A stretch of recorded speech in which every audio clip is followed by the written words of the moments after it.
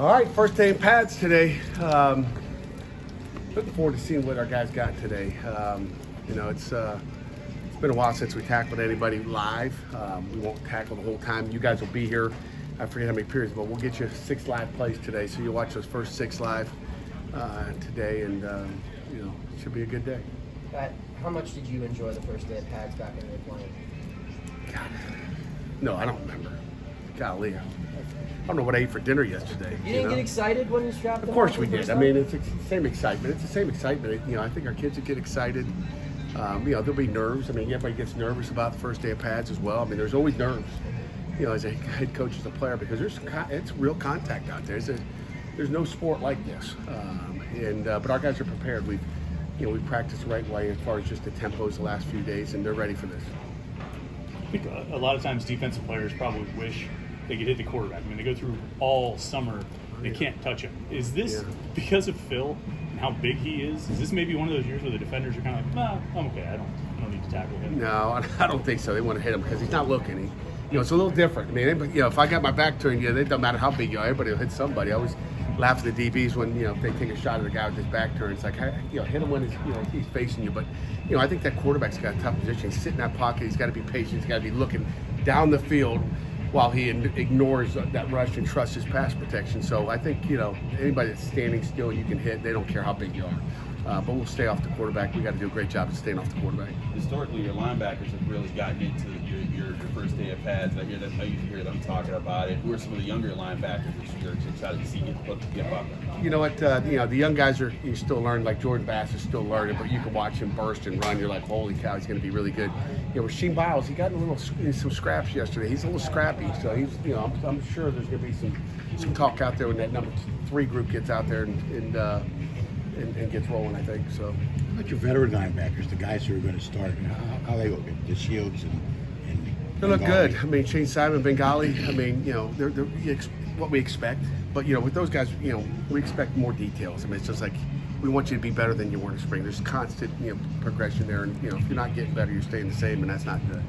Is there in terms of physical attributes, is there a guy you've coached that you would compare to Bengali? Is like a comparison point or someone he reminds you of? I got a call from Bruce Feldman a couple weeks ago, maybe a week and a half ago, about a former linebacker of mine at Miami, Ohio in 2003 who was a freak. He was like one of the first freaks out there. Turner Nande was his name. But he kind of reminds me of him a little bit. We've had a lot of good linebackers. Greg Jones, a guy that we had at Michigan State, and Savasier's tearing it up down. He's tearing it up down in Tampa, from what I hear. So making plays every day. So I mean, there's everybody's a little bit different, but we're just going to continue to work on his motor and consistency. How's the punting battle going? How have they been looking? It's going good. Both of them are really good punters, I think. I think we got 2 pretty good ones, and it's just going to come down to the details and who you trust more when it comes down to that opener. Pat, is a day like today when your competitions that you're having on the offensive and defensive line, when they really start to matter?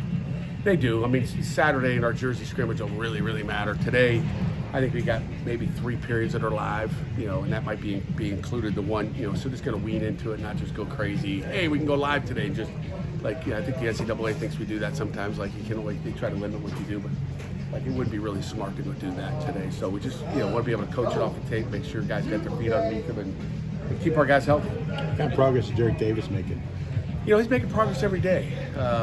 He's making progress every day. I tell you, Montravius Lloyd showed up yesterday. It was kind of like, ooh, he looked like he's got a little motor to him, so he was interesting as well. How many backs do you need to have ready? You feel like you need to be 3 deep, 4, 5. It depends. I mean, if you stay healthy, you only need 2 or 3.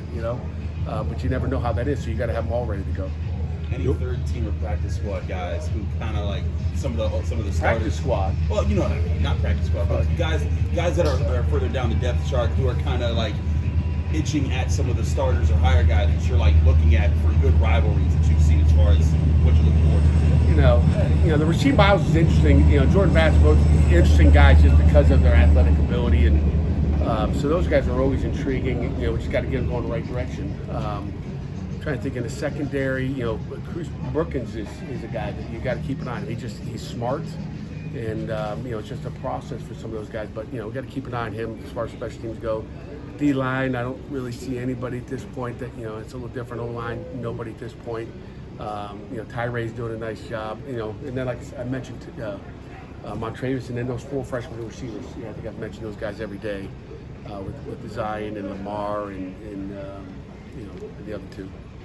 When's the last time you guys have had a player with a physical build similar to like Malcolm, where you just have so much height and size? Lucas Crawl was kind of one of those guys. He kind of looked like him, and Malcolm's just trying to learn the offense. I mean, you think about that. I mean, just like there's still mistakes out there, but he's big, he's athletic, and he's got just such a great attitude. I love that kid, just because he's got a great attitude. Guy transfers in, he fits our mold of who we want as people, and that's what I'm most excited about him. Is he's fun to coach. Will you be at Acrisure on Saturday, and will it be live? And what time should I be there? It'll be live at 7:30 at night. We're going night scrimmage Oh, really? at Acrisure, so get your general admission ticket from DJ, and good luck to you. I'll pay big money. Okay, good. Anything Well, there you final go. before walkthrough? Okay.